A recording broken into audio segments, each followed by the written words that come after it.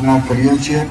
વલસાડની પ્રજા સમૃદ્ધિમાં આગળ વધે, ધંધા રોજગારમાં, વ્યવસાયિક જીવનોમાં પણ આગળ વધે અને માર્ગો ઉપર પણ વલસાડના શહેરીજનો પ્રભુ સુરક્ષિત અને સલામત રહે એવી અમે પ્રાર્થના કરીએ છીએ. પ્રભુ હોસ્પિટલના ડોક્ટરો, નર્સ બહેનો, અન્ય કર્મચારી ભાઈ બહેનો ને પણ સારી સુવિધા આપી પ્રભુ છે અમે તમારો આભાર માનીએ છીએ. જો આમેન, આમેન, આમેન.